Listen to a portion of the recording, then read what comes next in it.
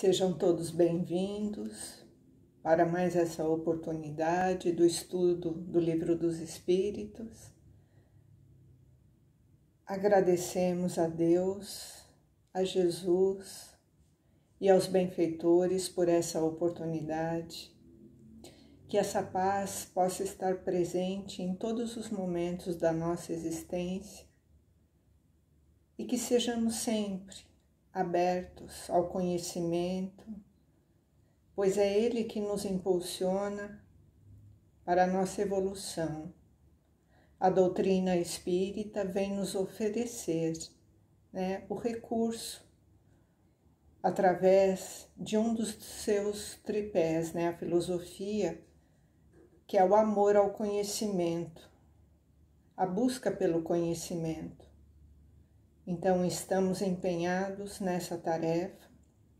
O meu nome é Valdereza, eu faço parte da comunidade espírita Caminheiros do Amor, situada na Avenida Arnaldo Magnicaro, número 1370, no bairro do Campo Grande. Então, estamos fazendo o estudo nessa semana do capítulo 12, o tema central é Perfeição Moral, do Livro dos Espíritos. E hoje nós vamos falar sobre o conhecimento de si mesmo. É o item 919 e o 919A. Então, iniciamos, com a pergunta que Kardec faz para o plano espiritual. Qual é o meio prático e mais eficaz para se melhorar nessa vida e resistir ao arrastamento do mal? E os espíritos respondem: um sábio da antiguidade já vos disse: conhece-te a ti mesmo. Então, nessa questão, Kardec já nos esclarece, numa resposta bem simples, qual é o meio mais eficaz de nós buscarmos, essa melhora. É o que tanto buscamos, alcançar esses caracteres, dos homens de bens, que é o que fala, nesse tema central, a perfeição moral. Então, como que nós fazemos, para chegar, para alcançar nessa busca? Porque essa é o nosso verdadeiro objetivo enquanto espírito, essa melhora moral, esse avanço moral, que é o que conduz o nosso espírito para a evolução. E a nossa encarnação, ela está pautada nessa melhora. Essa melhora individual de cada espírito vai promovendo, a regeneração também do nosso planeta. De forma individual, cada um colabora para o coletivo, nessa melhora constante, nessa busca, de transformarmos tudo aquilo que nos causa ainda estranhamento, transformar tudo isso em amor. Então, esse é o nosso objetivo espiritual. É isso que nós buscamos enquanto espíritos, mas quando estamos encarnados, essa veste nos pesa. Então, nós ficamos muito entorpecidos, muito encantados com as coisas do mundo material e esquecemos do nosso real objetivo, que é o crescimento espiritual, a evolução espiritual e nos tornarmos melhores. Isso se faz através deste autoconhecimento, essa busca constante dessa melhora. E essa questão, ela se completa, com a explicação a seguir. Ela é um pouco longa, eu vou fazer a leitura e depois nós vamos fazer, algumas considerações. Então, compreendemos toda a sabedoria nessa máxima. Porém, a dificuldade está precisamente em conhecer-se a si mesmo. E qual é o meio de conseguir? Quer dizer, a sabedoria está nessa pequena frase, conhece-te a ti mesmo. Mas isso não é fácil, né? Requer muito empenho de cada um de nós, né? E como que a gente pode fazer para conseguir isso? Então vem a resposta, né, de Santo Agostinho, né? Esse sábio da antiguidade, ele nos trouxe qual é o caminho, né? Qual o modelo que devemos utilizar para conseguir fazer, né, essa busca desse autoconhecimento. Então ele responde: fazei o que eu fazia na minha vida sobre a terra. Ao fim da jornada, quer dizer, ao me deitar, né, eu interrogava a minha consciência, passava em revista o que fizera e me perguntava se não faltara em algum dever. Quer dizer, ele começava a se questionar. Olha, isso é o tripé da doutrina espírita, a filosofia, né? Buscar os porquês.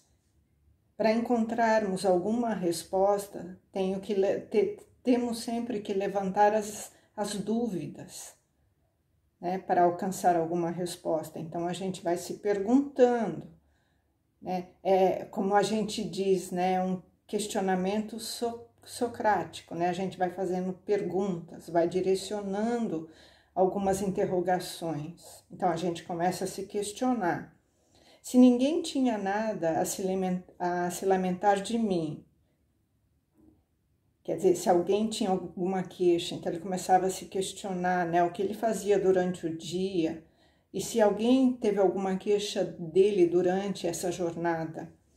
Foi assim que consegui me conhecer e ver que havia para reformar em mim. Quer dizer, foi através desse questionamento, do que as pessoas falavam sobre ele, se tinha alguma queixa sobre ele começou a se perceber, ele começou a buscar, né, o que havia errado, o que havia feito e tentava se melhorar naquilo.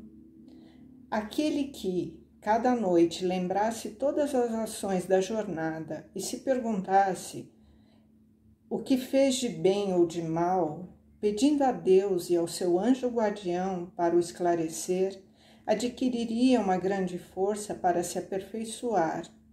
Porque, crede-me, Deus o assistiria.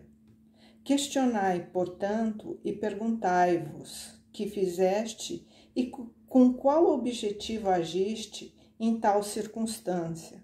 Fizeste alguma coisa que censurais em alguém? E se fizeste uma ação que não ousarias a confessar? Quer dizer, ele com o inconsciente dele, né? Porque tem coisas que nós fazemos que aparece, né? Que todo mundo vê, e muitas vezes a gente usa até um verniz social.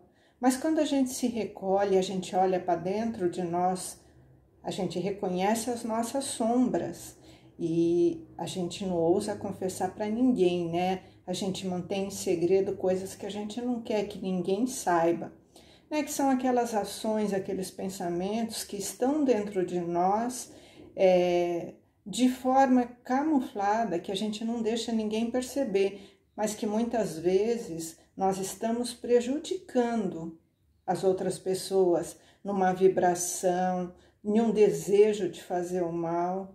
E aquilo também vai culminando que esses desejos podem virar uma ação e pode acabar realmente indo de encontro a promover alguma condição de dificuldade em relação a nós e ao próximo. Então a gente não tem que tomar cuidado só com as coisas que a gente faz para o outro. Nós também temos que tomar cuidado e atenção com as coisas que nós pensamos, que nós direcionamos através das nossas vibrações e dos nossos pensamentos para as outras pessoas, né? Isso também é muito importante. Quer dizer, vamos também conhecer as nossas sombras, né?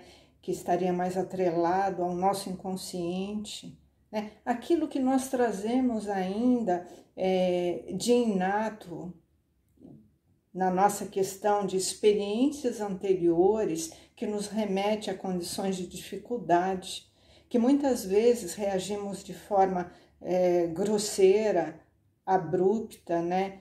de uma forma um tanto quanto ainda primitiva e selvagem, que a gente não sabe de onde vem esse instinto. Então são condições ainda inatas que trazemos da nossa infância espiritual. Isso faz parte das nossas sombras, né?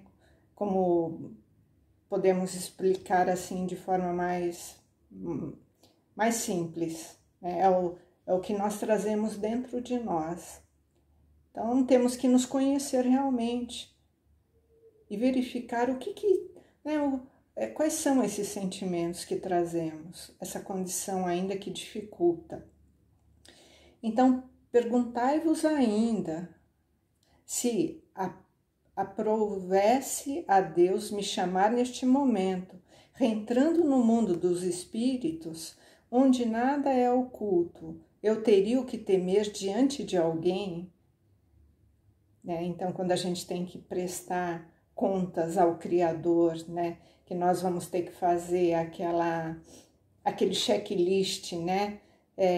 Será que as minhas ações foram mais positivas, mais negativas? Será que eu amei mais? Será que eu odiei? Será que eu guardei mágoa, ressentimento? Será que eu fui injusto? Então, quando a gente for chamado a prestar contas, o que vai ter mais no nosso checklist? Examinai o que podeis ter feito contra Deus e contra o vosso próximo. Quer dizer, quando nós atentamos contra o nosso próximo, nós estamos nos distanciando da lei do amor. Então, nós estamos nos afastando do nosso real objetivo, do nosso Criador, que é amar o próximo. Então, nós amamos a Deus através do nosso próximo. Então, não adianta a gente ficar batendo no peito, falando que eu respeito as leis divinas, eu adoro Deus, eu cumpro o meu papel social, se eu atento contra o meu próximo, tudo isso é em vão, são palavras ao vento. Enfim, contra nós mesmos. As respostas serão um repouso para a vossa consciência ou a indicação de um mal que é preciso curar. Então, quando nós fizermos todos esses questionamentos, né, nós vamos ficar em paz com a nossa consciência ou nós vamos ter ali, né, a pulga atrás da orelha, que nós precisamos ainda modificar muita coisa que nos causa sofrimentos, doenças, inquietações, dificuldades de relacionamento. Então, esse momento, né, que a gente se recolhe aos aposentos na hora de dormir, é o momento que nós estamos ali, né, em comunhão com nós mesmos, em uma conversa honesta e sincera com o nosso Pai da vida, que nós não precisamos de máscaras, nós não precisamos esconder nada, porque Ele tudo sabe. Então é uma terapia particular, né, de autoconhecimento, de busca de melhora com o nosso Criador. E se realmente nós temos, né, um real objetivo, né, e uma consciência de querer realmente se melhorar, nós vamos ter o auxílio, o apoio, né, e o recurso daqueles que também vibram pelo nosso progresso, que são os benfeitores que estão sempre conosco, né, o nosso anjo da guarda, os nossos mentores, aqueles que vibram também com o nosso progresso. E ele continua ainda, né, nessa resposta, porque é muito longa. São 2 perguntas, mas essa resposta é muito longa, porque ele faz toda essa explicação. Então, o conhecimento de si mesmo, porém, é a chave do progresso individual. Mas direi, como se julgar? Como que a gente faz isso? Como que a gente leva, né, o peso dessa balança quando estamos falando de nós? Não se tem a ilusão do amor próprio para amenizar as faltas e as desculpas. Ainda a gente está nesse processo de encantamento das coisas do mundo material e muitas vezes a gente abranda, né, quando é conosco e que nós temos que fazer algum julgamento sobre nós, a gente dá uma polida na situação, né? Quando é com os outros, a gente joga a pedra na janela com uma maior facilidade, mas quando é conosco, né? Então nós temos aquele orgulho, aquele amor próprio que ainda nos arrasta, né? O egoísmo ainda nos arrasta para muita dificuldade. Será que a gente ameniza, né, as nossas faltas e acaba abrandando essa condição para não ter que se melhorar, para não achar que o problema é nosso, e a gente acaba terceirizando e colocando a culpa sempre no outro? E aí a gente se liberta dessa necessidade de querer se melhorar, porque a gente fala, mas eu fiz isso porque o outro me provocou, o outro me trata dessa maneira, não, o outro me causa essa dificuldade. Então temos que parar com essa terceirização da responsabilidade, porque a doutrina espírita, ela nos oferece, né, a ferramenta e o recurso para que tomamos a consciência de governar as nossas vidas e assumir a nossa responsabilidade nesse papel de processo evolutivo. Então, o processo evolutivo de cada espírito, né, é de cada um, é o nosso objetivo. Então, essa ferramenta é nossa, e a doutrina dos espíritos coloca na nossa mão essa ferramenta. Olha, você pode fazer as coisas, mas presta atenção no que você está fazendo, porque toda ação tem uma reação, é a lei de causa e efeito. Quer dizer, tudo que você plantar, você vai colher, então a responsabilidade é sua. Todos os nossos atos têm uma consequência e nós temos que assumir, né, a responsabilidade das consequências dos nossos atos. Isso sim é uma ferramenta que nós temos que usar de forma assertiva e não terceirizar a responsabilidade em cima dos outros pelos nossos erros. Porque se cometemos, né, os equívocos, somos nós que vamos ter que reparar. Ninguém vai fazer essa tarefa por nós. Então Santo Agostinho explica realmente isso, né? Para a gente não amenizar quando nós tivermos que fazer esse autoconhecimento, né? Essa autorreflexão, para a gente não amenizar. A gente tem que ser bem sincero, né? Nós temos que focar com um objetivo, onde o sim é sim e o não é não, né? Então ele continua aqui nos dando exemplo. Então ele fala: o avarento se crê simplesmente econômico e previdente, quer dizer, aquele que tem um apego demasiado com o dinheiro, ele encontra uma desculpa falando que é econômico e está fazendo uma prevenção. O orgulhoso crê não haver senão a dignidade, né? Então, aquele que é muito orgulhoso, ele está falando, não, eu não sou orgulhoso, né? Eu só estou me prevenindo da minha dignidade. Isso é verdade, mas tem de um meio de controle que não pode vos enganar. Então, a gente pode tentar querer burlar as regras, né? Mas tem uma coisa que é o controle, é um crivo para a gente validar se realmente nós estamos nos comportando de forma responsável ou estamos terceirizando, né? Então, como que a gente pode verificar? Quando estiverdes indeciso sobre o valor de uma de vossas ações, perguntai-vos com a qualificarei se fosse feita por outra pessoa. Se a censurais em outro, ela não pode ser mais legítima em vós, porque Deus não tem duas medidas para a justiça. Então, está falando aqui da justiça divina. Todos nós somos filhos de Deus. E Deus não faz uma justiça para cada um dos seus filhos. A justiça são iguais para todos os filhos de Deus. Se a gente reprova em alguém, com certeza ela vai ser reprovada em nós. Se ela está certa para o outro, estará certa para nós. Então, nós temos sempre que questionar. Será que eu gostaria que o outro fizesse isso comigo?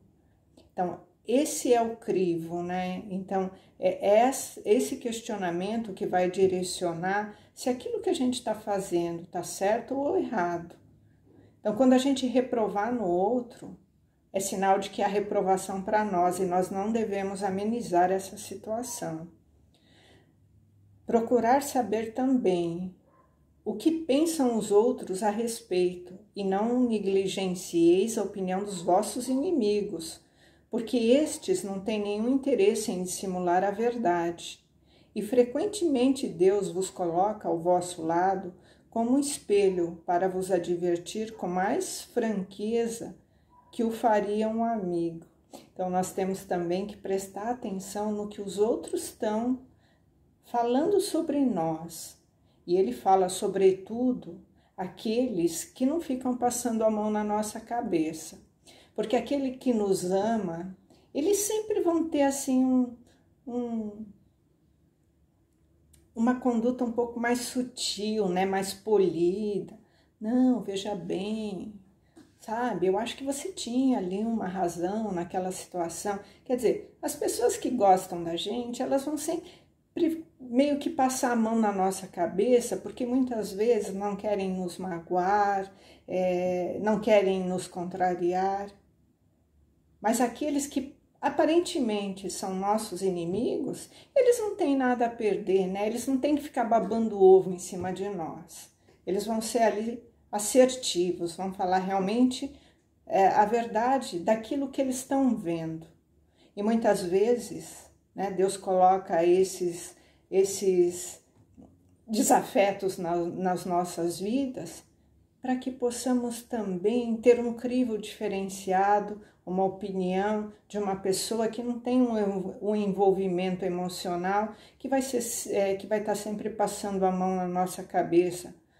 Isso acontece na nossa vida, talvez um colega de trabalho um pouco mais ríspido, né, um pouco mais objetivo, né? Então vai falar coisas assim que o verniz social daqueles que nos cercam fica meio melindrados em falar, mas ele vai lá de bate-pronto e fala. Então prestemos atenção também nesses que também falam coisas que possam estar dando significado a alguns comportamentos equivocados nossos, né?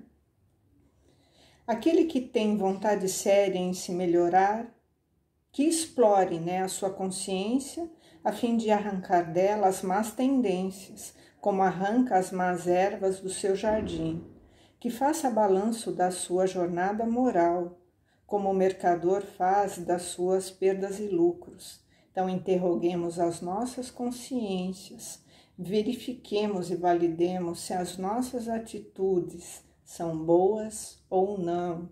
E ele fala, ele dá exemplo, vamos retirar as ervas daninhas, né, para que a nossa colheita ela seja de frutos, né, saudáveis, frutos que alimentam, que revigoram.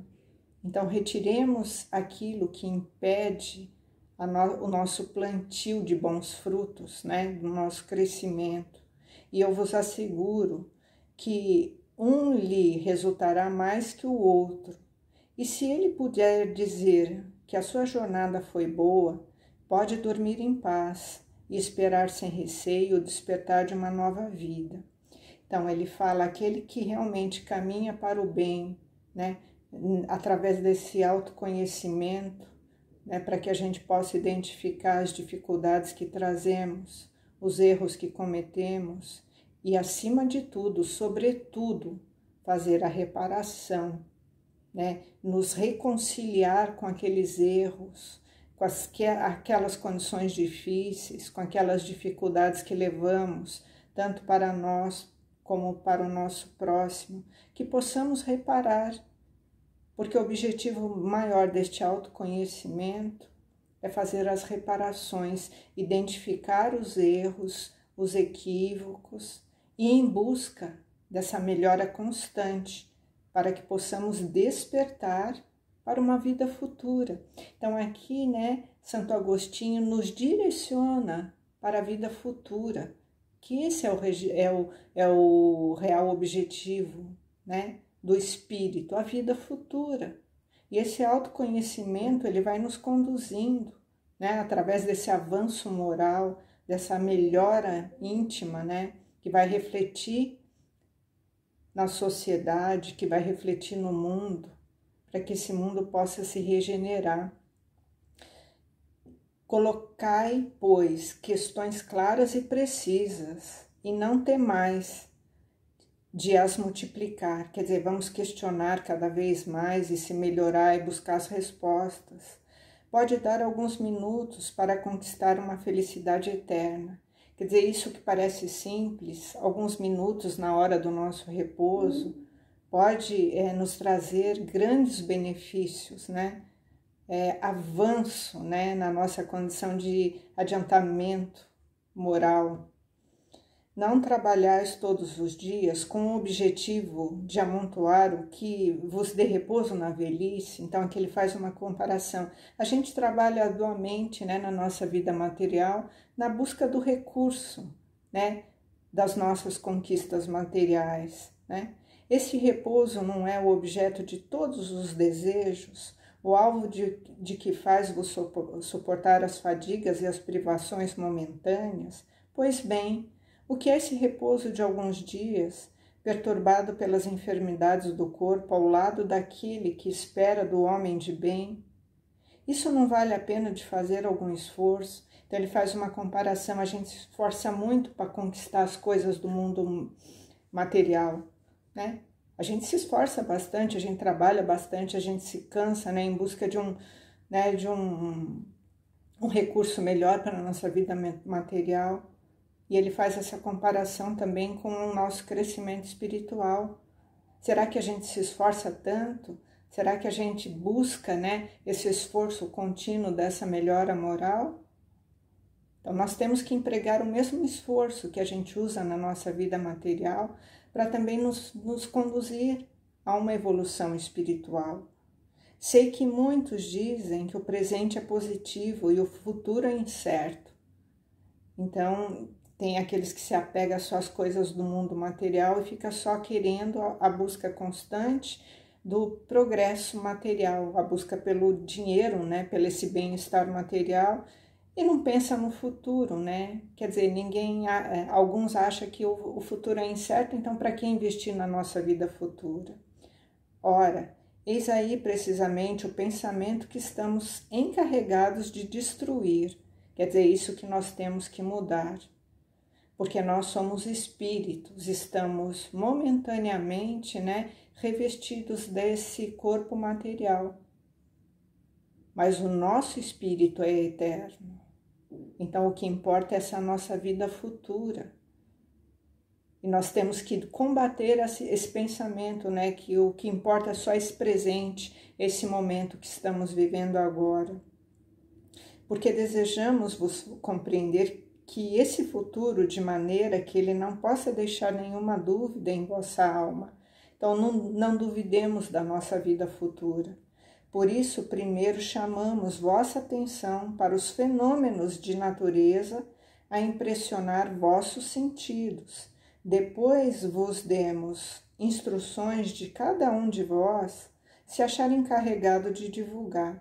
Quer dizer, nós estamos recebendo esse conhecimento que não é só a nossa vida material.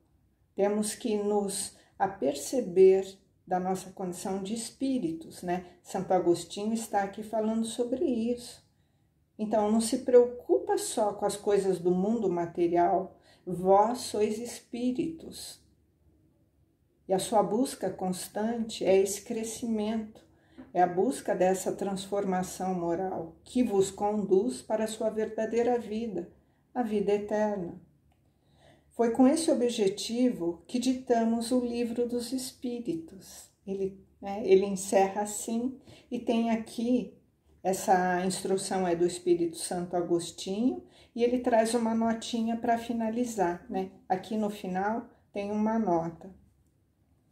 Muitas faltas que cometemos vos passam despercebidas. Muitas faltas que cometemos nos passam despercebidas. Se com efeito, seguindo o conselho de Santo Agostinho, interrogássemos mais frequentemente nossa consciência, veríamos quantas vezes falimos sem o perceber, por falta de escutar a natureza e o móvel dos vossos atos. a forma interrogativa tem alguma coisa de mais precisa do que uma máxima. Frequentemente não aplicamos a nós mesmos. Ela exige resposta categórica, por um sim ou por um não, e não deixam alternativas. São igualmente argumentos pessoais e pela soma das respostas pode-se calcular a soma do bem e do mal que está em nós. Então aqui eles falam que tem uma forma muito precisa, né, de responder os questionamentos que fazemos. É o sim ou não. Então é uma resposta muito assertiva, ela é muito categórica. Errei ou não errei? Fui rústico, bruto com alguém, sim ou não? Então não tem um talvez, um quem sabe, será que, né? Porque muitas vezes a gente se esconde através dessas respostas invasivas e abertas. As respostas têm que ser objetivas e diretas. Então, sempre que nos questionarmos, vamos responder com sim ou não. Porque aí é uma forma segura de assumir com assertividade, né?